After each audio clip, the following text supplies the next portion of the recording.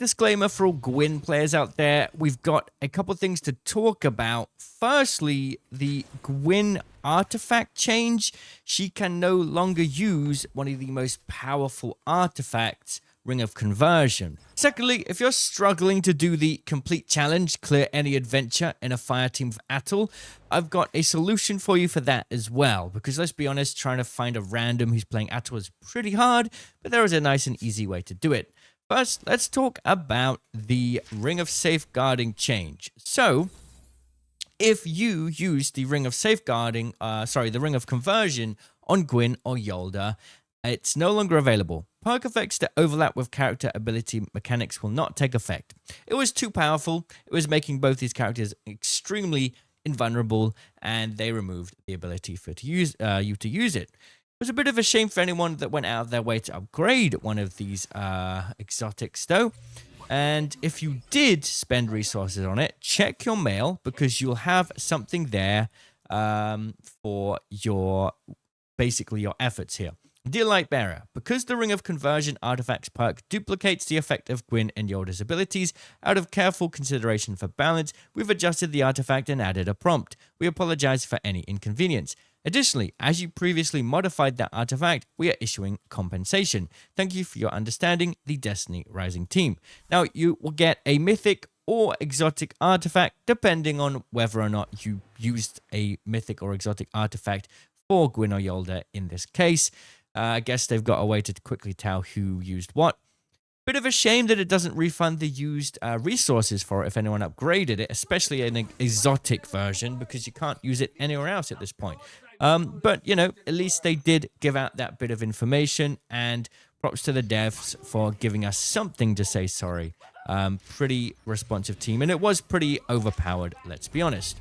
So what do we use instead? Well, I don't know quite yet, honestly. I'm still trying to figure that one out. For now, I've put Binging Planetesimal in there instead. Dealing damage with signature abilities restores health equal to 18% of the damage dealt.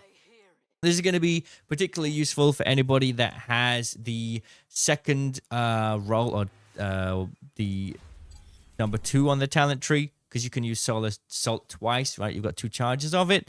But even so, I still feel like we're missing out a bit of tankiness, and there's some limited choices for what we could go for here. I'm seeing some builds where people take Unrelenting Evolution. Gaming damage resistance effects other than armored grants an additional 15 stack of armored, takes minus 14% damage, stacks 20 times. People will take Unrelenting Evolution alongside Unrelenting Subgravity. Take minus damage whilst airborne. I think I saw this on Agent Virus's stream. He suggested this, so shout out to him.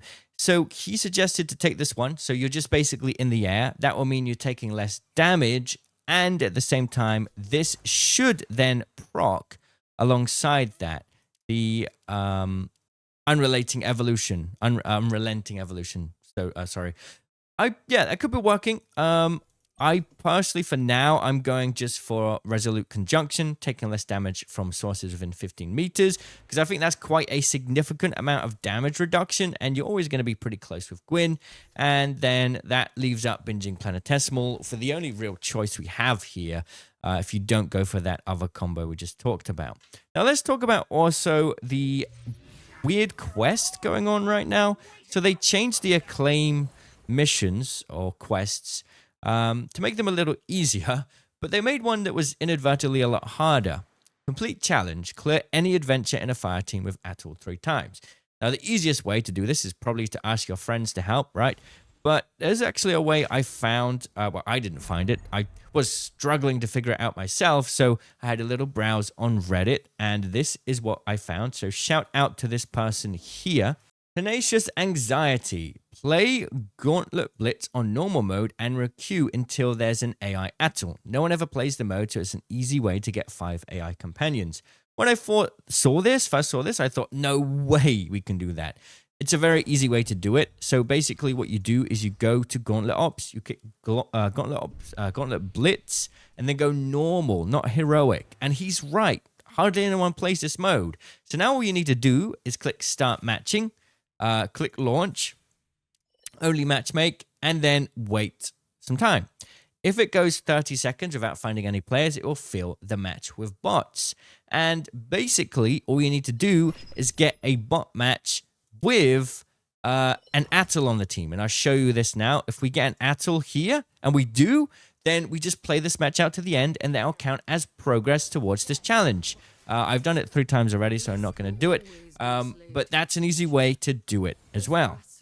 Now, right now, you may be feeling like you're struggling to push past content, right? We're stuck at Acclaim level 18. There's not much to do. We can't really progress through Calamity Ops. Our gear level's too low. The expanse is difficult. I did get all of the way to stage level 29 with Gwynn with only 64,000 power or 63,000 power. It was extremely difficult. It's not worth it. I think the biggest thing that's happening right now is we need to wait for the weekly reset, which is going to remove the level 18 Acclaim cap, which is going to allow us to get our power up higher. And also, on top of that, we need to wait for the Grandmaster missions to be available, which is going to give us access to more loot, I assume. So next week's reset is going to be a big power spike for all of us. But for the time being, we just want to kind of prepare anything we can. Whether you're building Estella or Gwyn, make sure you're getting enough resources across the board right now. You're going to need to get as many of these as possible. So legendary campaign, you might want to spend your pinnacle energy there. You're going to need to get that to squeeze out a little bit more power.